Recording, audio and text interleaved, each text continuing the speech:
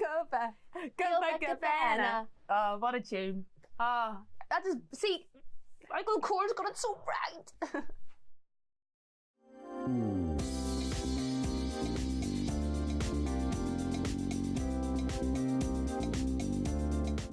What's happening, everyone? Welcome to The Substance of Style with me, Niamh Cunningham, and the lovely Louise Vance. And we are here this week to talk about New York Fashion Week. So we are literally just out of New York Fashion Week, and I think we've both had a lot of reactions to what we've been seeing on the catwalk. Yeah, I've seen a lot that I loved, and I've seen a few questionable pieces. Some I want to give my heart to, and I understand that they come from a really good place. But yeah, no, it just didn't work. And I've, it goes up against maybe people who are biased, maybe love the brand. Well, I think, to be honest, when you look at it, obviously there's certain designers that I have loved for many, many years. And I will admit that there is a certain level of bias. I can imagine that you're going to be the biased one when it comes to certain things. But in saying that, I think whenever you truly love something or you truly love someone, when you do criticise, it isn't necessarily from a perspective of wanting to tear down. It's more from a perspective of, I love this brand, I love this designer, I know that they are capable of doing some truly magnificent work. So I want to highlight the negative to kind of say how I think it could be improved and why they're not hitting their best. So yeah, we're maybe going to be negative in elements, but that doesn't mean that it isn't necessarily coming from a positive place. Yeah. For you in general, I mean, where do you kind of see New York Fashion Week within sort of Fashion Month comparing to Paris, Milan and London? I feel like New York Fashion Week is more of like inspirational, like everyday kind of. I know it is a ready-to-wear collection, that's what everyone's showing, but like to me, the really luxury designer brands are going to happen in Paris Fashion Week. New York is like the wee taster, the test run up to the brands that we actually really want to see, which sounds kind of awful because obviously all the brands are huge and amazing, but I see it as like a starting off point for the rest of the month. Well, I think certainly whenever I look at New York Fashion Week, I kind of see it as being a little bit more commercial. So it's very much kind of aiming at the buyers, the likes of, Macy's and Bloomingdale's that are coming in to watch those shows and see wearable collections that they know are going to sell on their shop floors. So rather than it being about creative inspiration in the way that you see at Paris, I think it is more about creating that kind of wearable collection that is very much suited to that New York American woman, as opposed to something that's really kind of pushing the fashion boundaries forward. In saying that, I think there's still a couple of designers in New York Fashion that do try to do that. In general, I think it is much more safer, it's more commercialized, it is more of a, this is how we expect these clothes to sell. Exactly. That's one thing that I thought whenever I was watching it. I could immediately see, okay, I can see how this is going to work in Macy's or Bloomingdale's, or I can see how it's going to work in High Street. Even just the shapes that they use, the different styles. 100%. I agree. It's definitely more commercial, consumer-based fashion week. It's about the consumer. Well, let's go into more the substance of it. In terms of the shows, obviously the first major show was Tom Ford. Oh my God. I loved it. I just loved it. Every single thing that came out in the catwalk, I was like, I could wear that tomorrow. Just thought it was class. Well, I will put my cards on the table right at the start and say that I am a massive Tom Ford fan. I have been a massive Tom Ford fan. I'm not surprised. He started work at Gucci for me. Whenever he took over in 1994, I just was like, all the goals. I want to be that Gucci woman. I want to wear those clothes. I have been obsessed with his work from that point right up to today. So I am biased. You are about it. Literally, he is one of my all-time favorite designers. So I will be completely honest and admit that I am biased when I do watch the shows. But I think, prime example. Yeah. But do you know what? One of the things which I actually really loved about the show is that he's very well known for his tailoring, both in his menswear and womenswear. I mean, in terms of his men's suiting and tailoring, you can spot a Tom Ford suit from a mile off. And I think the things which I really loved about this season's collection is that he's taken that androgyny look that we've seen on the catwalk from so many other designers over the past few seasons, and he's really feminized it whilst maintaining all of those elements that you would associate with masculine tailoring. So the strong shoulders and the loose cut trousers, but still very beautifully nipped in at the waist to show off the female figure and silhouette. And that was something I thought was so, so clever, because up until now, when I've been seeing that kind of more androgynous trend and the masculine tailoring and the loose tailoring by so many of the other designers, it's not appealed to me, because I feel like it's hiding the female form, it's hiding the silhouette.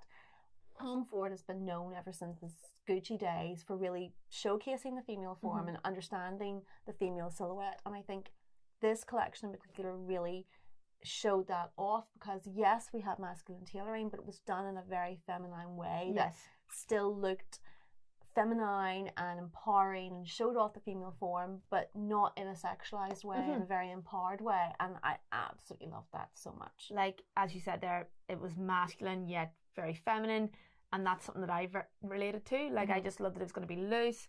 It was going I don't know, it felt more like a power suit. Yeah.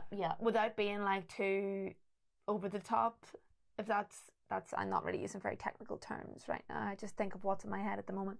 That's what it should be. It should be a natural instinctive gut reaction to what you're seeing on the catwalk, rather than it always being that kind of measured, considered approach. I mean, I think fashion is something that you should have that reaction to. If you're not having an emotional reaction to it, then what's the point? Like in the last episode, we actually spoke about, how clothes make us feel whenever we see them or touch them. And again, that's how I look at things whenever I'm looking at the catwalk. If I immediately judge it by, do I like what's happening? Do I like what I see? And that's basically with Tom Ford's, I just loved it. One thing which I really, really loved, and I actually thought of you when I saw it, was whenever he had the faux fur fedoras. Yes. Oh my god, all the hats. Oh, they were so cool. To be honest, so cool, girl. They reminded me of Jamiroquai. Oh yes. And he wears it in his little Elle video, and I was just like, this is awesome. I totally relate to this. For me, because I'm such a fan of Tom Ford, I could literally go on forever and talk about how much I love the fact that we had kind of the resurgence of the red velvet tux that he was very well known for doing back in Gigi the was late wearing that, 90s. I think. I think Gigi was one modeling that one. Oh, she kills it. Well, she killed that look, I thought. She is great. I feel like they're just throwing her in now just because she's kind of like the influencer name. I know, maybe I'm just very like, look at the models that have been busting their ass for like how many years. This kind of refers to what we were talking about, which we'll probably tackle in a different episode, about whether designers are bigger than brands or brands are bigger than designers. It'll probably come into play where our models bigger than certain models bigger than brands, or the brands bigger than the model, and then that'll all come into play with who they cast in the show. But anyway, back to Tom Ford. Yes. Sorry, we kind of like went off on one. But yes, I loved the layering and the mixture of texture. Like, mixing textures and patterns is one of my favorite things to do. My wardrobe is just like a big mix match of everything, and I just try and make it work. So seeing that on the catwalk, I loved it. It was like the satin trousers with the fur hats. We had like the trench coats, the khaki trench coats with did we have like shimmery tuxedos?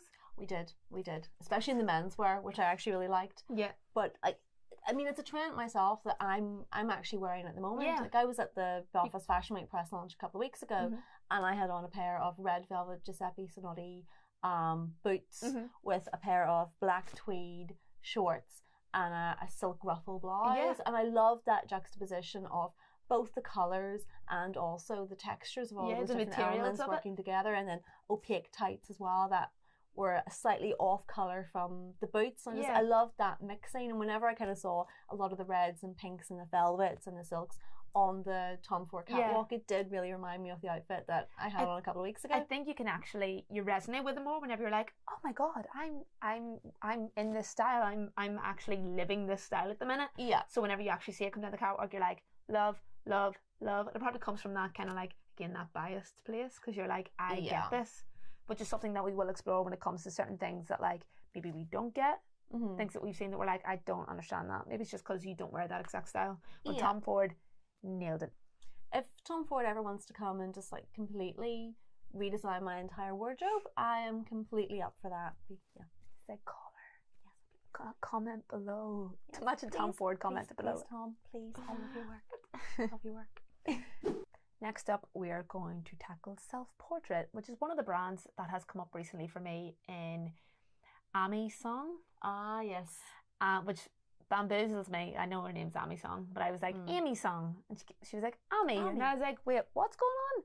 But yes, I've been watching her on YouTube, and I think she's amazing and really likable and down to earth. And she's like an advocate for self-portrait. She was like one of the first people dealing with them. She's such an ambassador. Yeah. And I think she's such a person. You can really see it whenever she talks to Han. You can see she has that personal relationship with him. And she is such an ambassador and advocate because she truly loves the designs and she truly believes in him as a designer. And it's just so nice to see that. And see somebody that is so innately, truthfully passionate and truly loves what they are seeing on the catwalk. So seeing Amy's like enthusiasm and authenticity and just the real her when it comes to that, like she's so supportive of Han, and the fact that she actually flew. She was like abroad. She was like in Australia or somewhere. Yeah, she was in Australia and flew over specifically for his show. I know. I just thought that's true friendship. Yeah. But let's talk about the clothes. So what did you think?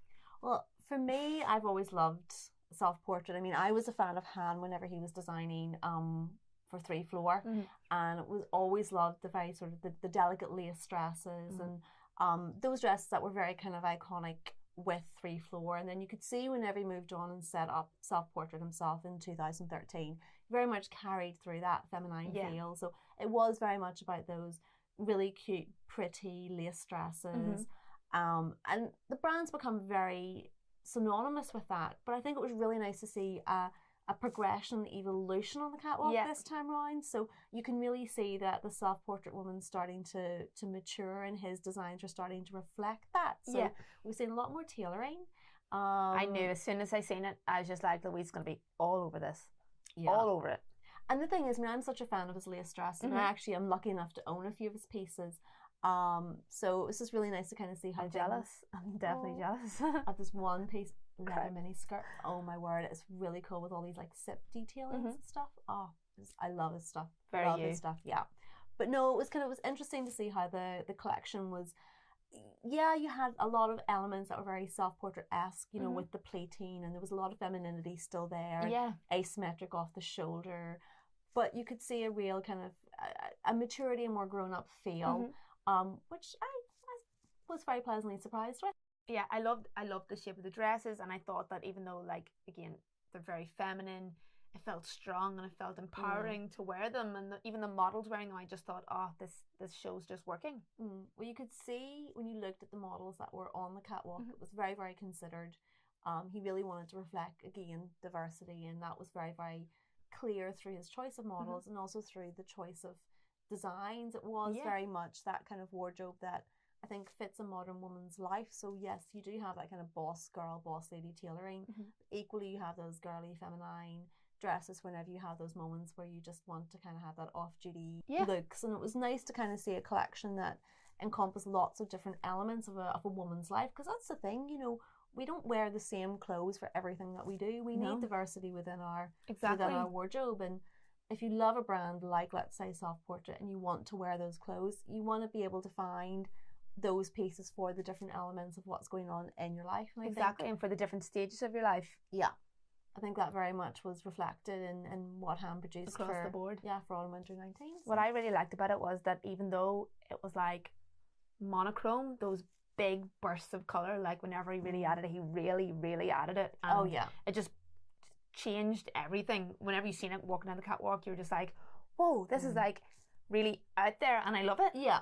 Well, that was the thing. When I looked at a lot of the prints and patterns that he used this season, it very much reminded me of what you would expect to see within the actual lace detailing of his dresses, but it was almost like he took those elements and reinterpreted into a print as opposed to a textured lace. And I liked that element because you were still retaining that. Still what was true to him, but in a different way. But in a new way, So obviously we've discussed a couple of the designers in detail, but I think it might be a good opportunity now to kind of think of, you know, our highs and lows of New York Fashion Week. What were those high points that we got obsessively excited about?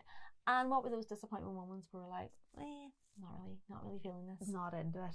Yeah, no, I've been waiting for this one because I just want to speak my mind and think, like, what do you think about it? Obviously, we've already spoken about this and we have very different opinions on it, so I can't wait to hear Louise's educated opinion on the matter. Yeah, I don't know if educated is quite the right word, but hopefully she's got the fashion history experience, so it'll be a good one. Okay, so who was your high? Who was your favorite? Well, obviously, I did say I loved Tom Ford, because he is kind of a bit of a fashion icon. But the same could also be said about Marc Jacobs. One of the things I always love about his collections is they're very different season on season, even in terms of the actual staging of the shows as well. It's very, very different from season to season to season. I think this time round, whenever you kind of looked at it, it was very, very pared down. I think from what I've heard, there was only an audience of 180 people. Everything was in complete darkness apart from the spotlight that just directly centered on each of the models. And I think what he was really trying to communicate with that was a focus on the design process of those looks, how they've been created. And I just, yes, it was ready to wear, but it felt far more couture to me, which for me I loved, but I'm not sure if you were really digging that side of it. Yeah, like I love haute couture. Like I think it's amazing, and it's more like an art form, if anything. But Marc Jacobs for me just didn't hit the mark. It just didn't. It just felt like the same. Everyone like, oh, it was just the same. Every outfit that came out was kind of bland. It was kind of like this like half like pagan kind of thing going on. Well, and then there was these really crazy dresses, and there was one that caught my eye.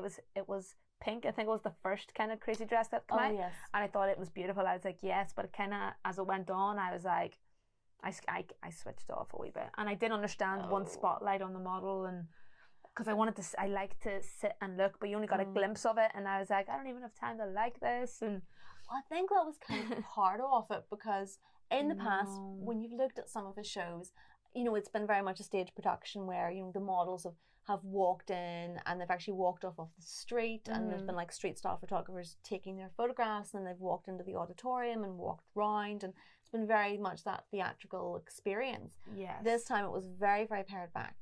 Very, very pared back. And I'll be honest, I actually did enjoy that element of it, because there was a lot of dresses that especially the dresses in particular, that I was looking at and going, you know, how's that being created? How's that being constructed? You know, I found it really interesting to kind of look at some of the strapless and off the shoulder dresses and see kind of the way that it was put together. And I think it's one of those collections that when you look at it, there's an awful lot of thought that's kind of, it's a very considered collection, which is maybe why you didn't like it, because you maybe felt it was too refined and considered. Maybe the overall, I thought it was maybe too refrained and considered. I can still 100% look at someone and appreciate how something is made, or like where the thought process kind of came from, but it just, there was nothing that stood out for me. And maybe I'm just the type of person where I need something to be like, this is it, and this is what's happening. Like there was a quartet playing, and there was kind of this weird eerie funeral music that was happening,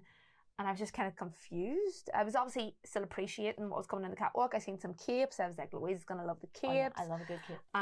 There was, I'm trying to think what else. Was there a pistachio piece with a a lemon scarf? Yeah. Like I was just like, oh, okay, this is kind of brightened up a wee bit, and then it was just kind of a wee bit dark and drab again. Now there is one piece that I think stood out, was the blue feathers. Oh yes. And I was like, this is amazing. It should be on the haute couture catwalk. But for ready to wear, I was just like, for a ready to wear show, I didn't dig it. That actual dress is on the Marc Jacobs Instagram. They did this really cool gif of the model twirling round wearing it. Oh, I need to go look at it. And actually, it does look rather. It kind of worked for that one. Yeah, it worked for that. For the catwalk, not so much. Oh, I'm being so harsh. I just don't didn't criticize like my it. Marc. Marc Jacobs, if you see this, you're a very talented individual. I have nothing. I'm not going up against Marc Jacobs. Well, do you know what? One of the things I would say is that his collections do very much differ from season to season. I mean, one of my favourite collections, which I know was somewhat controversial in relation to how it was styled together, but the Spring Summer 17, which was very kind of Japanese anime girl-esque inspired, I absolutely adored that for two main reasons. First, in terms of the aesthetic of how it sat on the models and how it was cut, it very much would work with my petite frames. I could see myself, if I wanted to go for something that was a little bit more outside the box, a little bit more quirky, that would be what I would choose to do. And then also, I'm a complete kind of anime manga geek girl, so I completely geeked out at that show. But if you look at that compared to what we saw on the catwalk, this time around, the collections are entirely different. They don't look like they've necessarily been done by the same designer. So, which isn't necessarily a bad thing. Like, obviously, each season your creativity changes, and it's easy for that to happen. But maybe as an overall brand, and to have that aesthetic as a brand, maybe having some continuity across the board might be good. So your high was Tom Ford or Marc Jacobs? Oh no, it has to be Tom Ford. Just simply because I could picture myself wearing so many of those clothes. I am going to agree that it was awesome. So I'm very glad that you picked out Marc Jacobs, or else there would have been a fight. I do like Marc though, too. I have a soft spot for Marc, but more of a soft spot for Tom. So obviously we've heard what you thought was the low point, Mr. Marc Jacobs. So no. We need to move on from this because it's too upsetting for me. Too upsetting. So obviously we've looked at that. So what was your high point? For me, it had to be Michael Kors, and I didn't think I was going to be saying that, but the show was just awesome. Whenever you tuned in at 3 o'clock, there was like a run up to the actual show, and they had like the silver and gold disco balls, and they had like these like quotes coming across the screen talking about like the grittiness of NYC and in the 70s, and I just felt it's just something I could really, really get involved in, because I love that era, like that whole 70s disco, Studio 54, like that is my thing. And then whenever I just seen the clothes walking down the catwalk, I was just like, everything, just take me Michael Kors, because there was shimmer, there was like, I seen one of them, there was menswear and he was wearing like a gold shimmer shirt, there was the tuxedos, there was like mixture of like brown check, like they had the trousers and they had the baker boy hats and like crop tops that were tied here, and it was just, everything was just, it's I can nearly cry just thinking about it. Do you know what, I could really picture you in so many of those, like, so, because whenever I was watching it, and I'll be honest, from an emotional perspective, I didn't connect with it as much, because 70s and discos isn't really my thing. So I wasn't having the same emotive connection to it as you were. But I'll be honest, when I was watching the show, I was like, Niamh's going to be like completely drooling at the mouth of this. I know she's going to love it. She's going to love it. I was watching it at work and I was just like, stay calm. It's okay. Don't start dancing. Just look at the screen and don't show your overall joy at what's happening right now. It was class. They had like platform boots, kind of like Doc Marten kind of stylesque boots, but they were like this high, and even the guys had them. There was the flares, even the mixture, like I've already said the mixture of pattern, but the mixture of texture. They had big massive fur coats and like the big shades. And what I also loved was that everyone had big hair, and like it was awesome to see. They had afros, and they had obviously like girls with straight hair, their hair was brushed out in like these like waves, and it was just everything about it. I was just like, I want to live in this time. They really transported me into this whole other dimension, and I was just like, Marc Jacobs. I'm not even talking about Marc Jacobs. And Marc Jacobs on the brain, because it was so awful. No, it was not. That's no. I can't agree with that. No, it was not. No, okay, I'm sorry. I'm insulting you now. Yes, you're offending me. Michael Kors right now was life, and I'll never mention that other person again, just so I don't offend Louise. But yes, my favourite was Michael Kors. Just I could die in those clothes. Dress me every day. You see, I think it's interesting whenever you look at it from that, because obviously you're reacting from it from a personal perspective. You are I'm giddy from it right now. Think about it, makes you giddy. You can picture yourself wearing each and every one of those looks. That excites you creatively. It excites you from a personal style perspective. Whereas for me, because it's not, as I said before, it's not the kind of clothes I would normally wear. So whilst I appreciate them on others, I think for me it was nearly too full on, because it was 70s on 70s on 70s on disco on more 70s on more disco. It was more is more is more is more. It was like, I felt like it was Michael Kors' version of Gucci, in the sense that it was like, we're taking this is and we're running with it. Like we're running with it 110%. And you could really see that. And I think if it's your style, if it's your thing, you're going to love it. If it's not, it's going to be a bit of kind of overload. I think it was interesting for me in terms of how they staged the show, because usually they're always in the same venue. And this time they changed it, and obviously it was to match in with the aesthetic of that collection, and that did work. But it was very much not what I would necessarily normally expect from Michael Kors. I didn't expect it either. I'm going to be perfectly honest. I did not have a notion, and I was very pleasantly surprised. But it was one of those collections where I wasn't looking at it being like, oh yeah, I can see how that can work on the high street. I can see how they've used that shape or how they've made that. Like, I just looked at it and I was like, it works, it works, it works. I didn't have to like deconstruct it or figure it out. I was just like, I'm just give me it. Just when can I buy it? Like right now, it was for as ready to wear. It was a ready to wear collection. Yeah. Except there is one thing I will fault it on. I know, I can't believe I'm saying this, but the use of the Studio 54 logo, borderline tacky, borderline, is it a nice nod to obviously what happened, like to the studio itself and all the great times that obviously unfolded there. So I'm kind of like, oh, the logo is tacky, but like the big logo on like one of the dresses with the fur sleeves, I was just like, no. But then whenever I actually seen some of the photos and looked at it a wee bit closer, there was a lovely blouse that had like little white Studio 54s all over it, which I thought was quite nice. And I was like, oh, I'd actually wear that. So he still wins. He's still in my good books. He's definitely still in my good books. And what did you think about Barry Manilow? I didn't understand it, to be honest. I, no joke, didn't know who that was. Whenever I was like, is this animatronic? Is that a real person? It's actually funny you should say that. I was like, is that fake? I hate it. I kind of had the same reactions. Like, is that actually Barry Manilow, or is that like some kind of animatronic? I know. I thought I was being punked for a bit. I was like, I did kind of have that reaction to it, in fairness. Yeah, I'm gonna like put those like in the back of my brain and just still remember all the beautiful clothes that I want to wear. But again, it was that more is more. We're gonna go that for this. We're just gonna completely go for it. I think for me as well, like the soundtrack. Like I know I said this about the Marc Jacobs show. I know I'm talking about it again, but the Marc Jacobs show with the quartet and the music was kind of slow and funeral-like, and I know it's more like it was more probably artistic expression, but for me to engage with the clothes, it didn't work, and that's probably just me as a person and how I kind of take information in. But with Michael Kors, they had the 70s disco, like they had Earth, Wind and Fire and everyone, and I was just like, oh, just the whole thing. So excited about it. It was so good. Music does play a large part though, because I know for me, again, obviously I made reference to being a bit of an anime geek. And whenever Nicolas did a collection a couple of seasons ago there for Louis Vuitton, it was just before the American version of Ghost in the Shell had been released. And I'm a massive fan of the original manga and obviously the original anime that was released in the early 90s. And the soundtrack to that original anime is just so iconic and so amazing.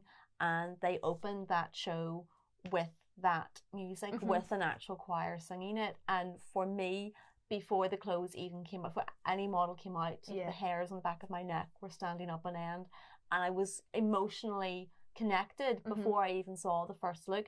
And I loved the collection as well, but as you say, that music, I immediately formed that emotional connection. You're engaging with it straight away. You have to think, would the music maybe make you a wee bit more biased whether you like the collection or not? I think it does, because I would be the same with Balmain. Because Olivier would use a lot of kind of 80s music. Now he's been moving away from that from last season, so I'm interested to see what happens in Paris in a couple of weeks' time. But so am I. Production-wise, I know we're talking about music now and that sort of thing and not the collections, but production is such a big part of a fashion show that people don't even realise. Like transporting you to that universe, setting you in the scene, the music, it's all like engaging your senses, and that's what makes you feel, again, the emotional connection to the clothes that you see in front of you. Like we spoke about that last week. Like having that connection and how it makes you feel, and obviously wanting that collection. But yes, production is just such a big factor, and I can't wait to see what's going to happen further down the line. It's going to be an exciting month. Right, I know I said Marc Jacobs was my low and I talked about it for ages, but what was your low, Louise? I'll be honest, I wouldn't necessarily say there's a specific designer per se that was my low, but I do have a low in relation to New York Fashion Week, and it's just, I'm not somebody that's mad in terms of my creativity and my personal style, but I do like to see fashion being progressed and moved forward, and I like to see an evolution. And I think in terms of innovation, even innovation in a classic way, you don't really tend to see that in New York Fashion Week. So my low of New York Fashion Week is I find it, apart from a couple of designers, I find it really hard to get really excited and really passionate about what I'm seeing. And especially with it being the first show in, or the first fashion week in fashion month. I find it kind of a little bit depressing because I feel like we're not kind of really full tilt into it yet, because New York does tend to very much play it safe. Yeah. And for me, that's the low. Like, I think we've got some great designers who are, you know, American based, New York based, but we're not really seeing really great innovation and pushing forward. We see glimpses of it, you know. Obviously, you know, you've got a lot of emerging brands like Self Portrait. You've got the likes of Zimmermann that you can see that Nikki's really kind of trying to kind of evolve and push forward beyond kind of those boho, cute floral dresses and the sort of the full length kind of Victoriana style dresses. And I love that. She's brought in more tailoring, and she's maintained a lot of the stuff that we love about Zimmermann, but you can see she's trying to progress more. So I'm not saying that it's completely static, but just I'd like to see a little bit more pizzazz in terms of the actual designs that we're seeing taking the on risk. the catwalk. Yeah, but taking the risk in a way that I'm going to find relatable. There's probably some complete contradiction in terms, but I don't know, you know, there's some of the really innovative designers, you know, the likes of Alessandro at Gucci, which we'll be discussing during Milan. I don't like his designs. I'm not a fan of what he does, but I have the uttermost respect for him as a designer, because he knows his vision, he knows what he wants to create, and he goes for it 110%, has complete belief in those designs, and you can really see that. And whilst I might not necessarily like them, I completely respect what he does and respects how he's revolutionized that brand. You can appreciate it. Yeah, I appreciate it, but I don't necessarily like it. And I think that's something is my low of New York Fashion Week, because I want to have those passionate reactions. I want to have those highs where I'm reacting to the likes of Tom Ford and getting so passionate and excited about what I'm seeing, but equally having those negatives where I'm like, I really hated that, I didn't like that. Whereas with New York, it was like I either loved it like Tom Ford, or it was just like, yeah. Yeah, it was a playing safe moment, and you're totally correct in that, where they sat in the fence. Yeah, and like, that's my low. That they just didn't get creative enough. Yeah, but that's and didn't push the boat out enough. That's New York Fashion Week, you know. It's one of those things that kind of so many fashion editors and, you know, fashion fans say season on season. But I think until we see more new talent kind of being nurtured and pushing forward and kind of that support, I think it's probably going to be like that for a while, which is sad, just disappointing. Yeah. Oh, your low was so like, I know. Well, no, there's lovely. I think as well, when you look back over New York Fashion Week, it's kind of interesting to pull all those threads together and see what the prevailing trends were through those collections and how that's potentially going to influence what we're seeing on the high street and what everyone's wearing in on winter 19. Certainly for me, one of the kind of main things I noticed was very much that kind of use of texture, use of colour. I loved kind of, colour blocking to an extent, and obviously Tom Ford, but it wasn't done in an obvious, it wasn't cliched way. Your usual solid colours, like really, really bold. It was done very subtly, very tastefully. And that's the thing, I think, you know, if you juxtaposition what we saw at Tom Ford in comparison to Michael Kors, Tom Ford, you had that, you know, you had silks and satins mixed in with velvets, faux fur, fedora hats, big full-length, very luxurious looking fur coats. But yeah, Michael Kors kind of was doing the same thing in the sense of that mix of textures, but it was very much in a thematic, almost like you were nearly in a DeLorean that had been transported back to that disco era. So they were both doing something very similar, but in very, very different ways. Exactly. Like Michael Kors was very bold about it, and Tom Ford I felt was very subtle. There was definitely still 70s tones of it, where I was like, okay, I understand what's happening, but I love that they were both just on two different ends of the scale, doing the same thing, giving the same feeling, but just in little different ways that they stayed true to the brand. Yeah.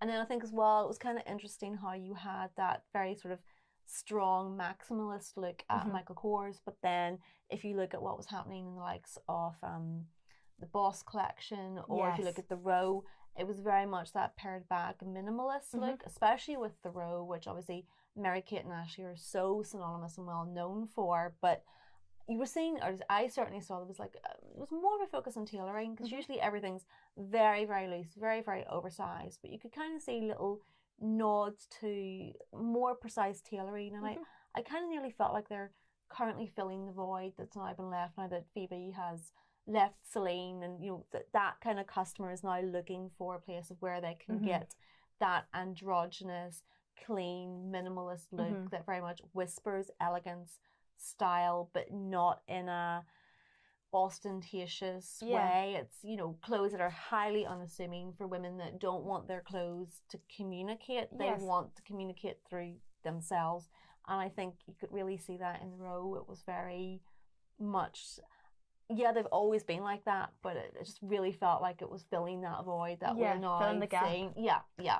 Exactly. Like, I just seen it from the photographs, and the collection was stunning. That's almost super masculine or feminine, but it was tailored, it was clean, it was sharp. Like, it was just, it really would work in any wardrobe. It really would work with a lot of different shapes as well. True. And I think as well with the row, because it's very much that very high-end luxe, the fabrics that are used and the cuts are, they're expensive fabrics. And for that reason, if you do have an oversized coat or an oversized cape, it will fall on the body in a very particular way because of the weight of the fabric, and the material of the fabric, the material. And you really see that in a collection like the row. Yes, it looks very simple, but the truth of the matter is that the construction of that and the type of material that's been used is actually what elevates what is a very simple piece into something that is really lustworthy. It's luxury. It's done that way for a reason, and you could see that. Yeah, and I think as well, when you look at, obviously everyone kind of thinks of them as the Olsen twins, but when you look at their own personal style, you can see it's very much reflected in what they produce. And I think that's one thing I do love to see, is whenever you can really see that personal involvement and investment within the designer, that they truly embody what they put out on that catwalk. And I think that's inspiring too. And that is it, guys. We have just covered New York Fashion Week, and as you can probably tell, we had varying different opinions when it came to different collections. Yeah. And that's what makes it so much fun. Like, being able to discuss those opinions and seeing where the other person's coming from, and maybe seeing things in a new light. So this is what we're going to be doing for the rest of Fashion Month. We have... Well, next up we are heading straight into London Fashion Week, which is always kind of highly creative and always a bit kind of funky, usually a little bit more street style inspired. So I'm always a little bit mixed on London, so it'll be interesting to kind of see what our reactions to the shows are in the coming days. I feel like it's a wee bit more closer to home sometimes, so we see a lot more on our social platforms when it comes to London Fashion Week. So I'm particularly excited to also see what maybe the bloggers and anyone that's like taking part in street style is going to be wearing. So I'll be looking at Instagram basically for that inspiration, and then excited for Victoria Beckham and Burberry and a few more brands on top of that. And I think probably for all of you guys, you've been hearing us waxing lyrical about all these amazing designers, but if you want to take a look at those shows for yourself, check in the description bar down below. Here, you can watch them. Yeah, you'll find all of those shows will be linked so that you can check it out for yourself, and you can form your own opinions on whether you loved or loathed what we've been talking about over the last... If you don't agree with us, comment below. If you do agree, if you do... Tongue twister. If you don't agree with us, comment below, and if you do agree with us, definitely leave us a comment and let us know your thoughts. So make sure to come back here next week, and you get to hear our fabulous thoughts on what we loved and maybe loathed at London Fashion Week, and we'll be really looking forward to striking up this conversation again. See you later, guys. Bye. Bye. And we're out. Okay. Awesome.